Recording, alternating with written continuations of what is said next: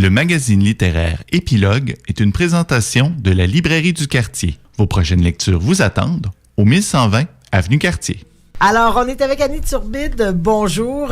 On nous parle aujourd'hui. C'est drôle parce que Brian terminait sa chronique sur Victoria Mass avec l'orpheline du Temple en disant ça n'est pas dans cette vague là, d'autofiction. Or, on va dans ces eaux-là avec toi, avec Oasis. Oui, exactement. Dans le fond, je vais commencer par vous parler de Marie-Christine Chartier. Oui. C'est une Québécoise, assez jeune, mi-trentaine. Et puis, c'est une ancienne championne de tennis. Elle a donc commencé quand elle était tout petite. Okay. Elle a eu un scholarship aux États-Unis. Elle a joué pendant quand même longtemps un très haut niveau compétitif avant finalement de changer de carrière et puis de devenir autrice. Et là, elle en est à son 8e roman, celui dont je vais vous parler aujourd'hui, Oasis. Moi, je l'ai découvert pour la première fois à la bibliothèque.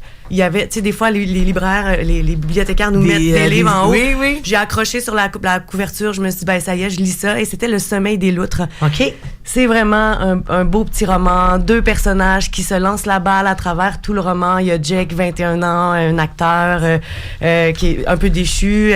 Puis Émilie, qui rencontre dans la pizzeria, ils travaillent tous les deux. Bref, quelque chose de charmant, qui est doux à lire. Puis, fait que je me suis dit, moi, je continue de lire cet auteur. Alors, dont l'œuvre se passe dans l'époque contemporaine. Oui. Aujourd'hui. Vraiment aujourd'hui. Puis, ce qui est particulier avec cet auteur-là, c'est que elle positionne très géographiquement ses romans. On sait on est où. On sait, pour peu qu'on connaisse un peu Québec et Montréal. Ouais. Puis, certaines régions des fois, mais on sait on est où. On sait exactement à quel coin de rue, etc. Fait que ça parle beaucoup au lecteur. Ouais. Donc, elle a fait donc 2 romans, Le Sommeil des loutres, puis une suite, L'Éveil des érables, ou quelque chose comme ça.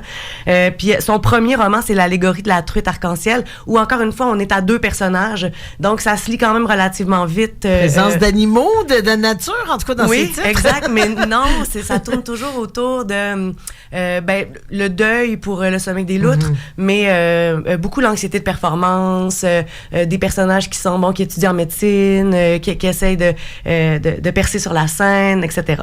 Fait que, dans le fond, ça nous amène... Elle a quitté un peu le style 2 personnages qui nous parlent là, pendant ces 4 romans-là, finalement, pour en venir à cette autofiction. Elle a écrit d'autres livres, mais là, je m'avoue vaincue, je ne les ai pas lus.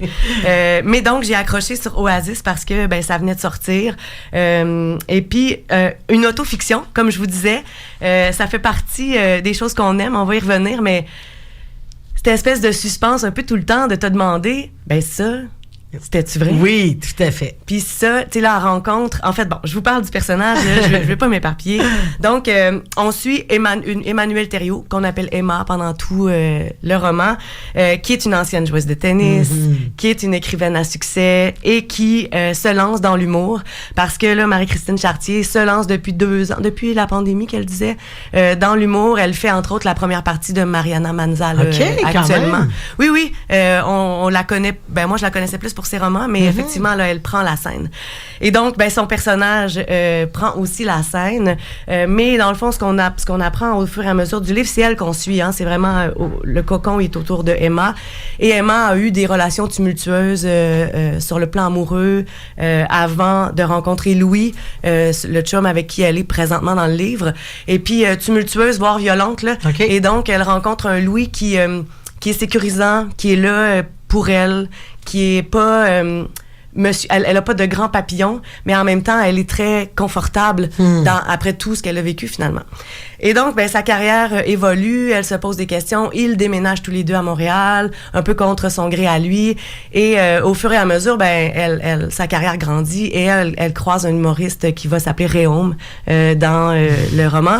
Et contente de savoir c'est quel humoriste vedette. Exactement. Et dans toutes les entrevues que j'ai visionnées, on pose tout le temps la question, mais c'est qui Réaume? Et donc, elle laisse toujours planer le mystère. Là. Mais finalement, ce Réaume donne les papillons et là, viennent les grandes questions sur les relations humaines. Est-ce qu'on est bien dans le confort et la sécurité ou on y va pour la passion, puis etc. Fait que c'est ça, un roman, encore une fois, très axé sur l'étude, les relations entre les personnes. Donc, quand même bien intéressant pour ça. On aime pourquoi? On aime sa plume. On aime sa façon très concrète et groundée de raconter les histoires. On s'en lasse pas. C'est pas... c'est un... Ouais, ça coule. Donc, il n'y a pas de grande description, il y a beaucoup de dialogue, c'est vraiment... J'allais poser la question, parce que vu qu'elle se tourne vers l'humour, est-ce qu'on sent déjà un côté un peu théâtral ou drôle dans ces Assurément. textes? Assurément. Puis même l'écrivaine dans Oasis est en train... la personnage principal est en train de transformer ses derniers livres pour la télé. Fait que est-ce que c'est dans l'autofiction... on veut-tu lancer des messages à l'univers? Bref. Fait que ça, c'est intéressant. On aime aussi la fenêtre sur le monde de l'humour. On a eu Jean-Philippe Barguérard qui a publié Haute Démolition, où là, on avait un portrait un peu sombre de l'humour. Et elle arrive après, toute la phase MeToo là, de notre humour québécois, bref. Et c'est rafraîchissant, la façon dont elle parle de ce qui se passe dans les loges, etc., de l'entraide entre les humoristes. Puis c'est vraiment... C'est vrai que c'est une communauté, hein? Oui. Il y a de la compétition, mais on entend souvent qu'ils s'entraident, qu'ils rôdent ensemble, qu'ils se testent aussi entre eux. Exact. Puis on le sent bien là-dedans. Là. Puis pour ceux qui sont pas des initiés, on découvre ce monde-là quand même à travers son roman. On aime, j'ai appelé la légèreté profonde de son ton, parce que tout en ayant un roman qui coule rapidement, il y a quand même des réflexions qui sont profondes là-dedans, qui nous amènent à nous questionner, dépendant de où on est dans la vie, puis de ce qu'on vit dans l'instant où on lit le roman. On aime s'attacher à l'authenticité des personnages. On aime je l'ai dit, les références géographiques. En fait, c'est pas en tout cas pour moi, ça n'a pas été un roman d'un grand bouleversement. Tu sais, il y a des romans qui nous habitent aussi. C'est ça, où on va, puis dont on va endeuiller presque les personnages. Pour moi, ça n'a pas été de cette hauteur-là, mais est-ce que j'ai passé un bon moment à le lire? Assurément. Je dirais un livre parfait de bord de plage, mais comme la saison nous éloigne, je vais plutôt parler de bord de foyer, peut-être, avec un bon thé.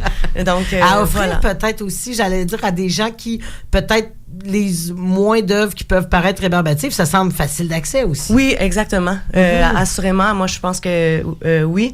Puis les personnages se posent des questions actuelles. Donc, on est vraiment dans le aujourd'hui, maintenant, de Québec et de Montréal.